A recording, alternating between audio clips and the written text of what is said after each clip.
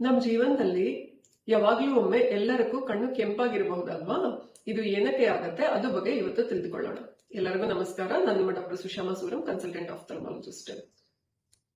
ಕಣ್ಣು ಕೆಂಪಾಗೋದಕ್ಕೆ ಸಾಕಷ್ಟು ಕಾರಣಗಳು ಇರಬಹುದು. ಇದರಲ್ಲಿ ಕೆಲವು ತೀವ್ರವಾದವಾಗಿರ್ತವೆ. ಇಮಿಡಿಯೇಟ್ ಆಗಿ ಟ್ರೀಟ್ಮೆಂಟ್ ಬೇಕಾಗುತ್ತೆ. ನಾವು ಇವಾಗ ಮೋಸ್ಟ್ ಕಾಮನ್ ಕಂಡೀಷನ್ಸ್ ನ ನೋಡೋಣ.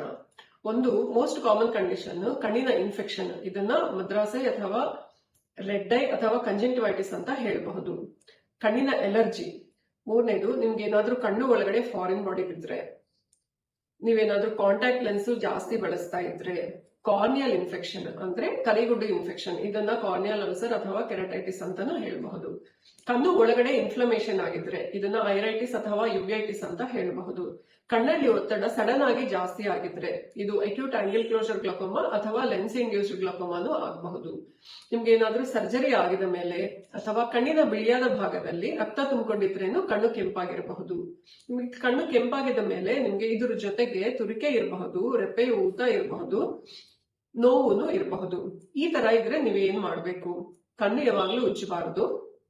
ಸ್ವಚ್ಛವಾದ ತಣ್ಣೀರಿಂದ ಕಣ್ಣಿನ ತೊಳೆಯಬಹುದು. ಆರ್ಟಿಫಿಷಿಯಲ್ ಟಿಯರ್ ಡ್ರಾಪ್ಸ್ ನಾನು ಯೂಸ್ ಮಾಡಬಹುದು. ಇದು ಮಾಡಿದ ಮೇಲೆ ನಿಮ್ಗೆ ಏನಾದ್ರೂ ಕಣ್ಣು ಒಳಗಡೆ ಫಾರಿನ್ ಬಾಡಿ ಇದ್ರೆ 90% ಹೊರಗಡೆ ಬಂದ್ಬಿಡ್ತವೆ. ಇನ್ ಕೇಸ್ ಇದೆಲ್ಲ ಮಾಡಿದ ಮೇಲೇನು ನಿಮ್ಗೆ ನೋವು ಜಾಸ್ತಿ ಆಗ್ತಿದ್ರೆ, ದೃಷ್ಟಿ ಕಡಿಮೆ ಆಗ್ತಿದ್ರೆ, ಇರಿಟೇಷನ್, ಫಾರಿನ್ ಬಾಡಿ ಸೆನ್ಸೇಷನ್, ಕೆಂಪು ಕಡಿಮೆ ಆಗ್ತಿಲ್ಲ ಅಂದ್ರೆ ಇಮಿಡಿಯೇಟ್ ಆಗಿ ಡಾಕ್ಟರ್ಗೆ ತೋರಿಸ್ಕೋಬೇಕಾಗತ್ತೆ.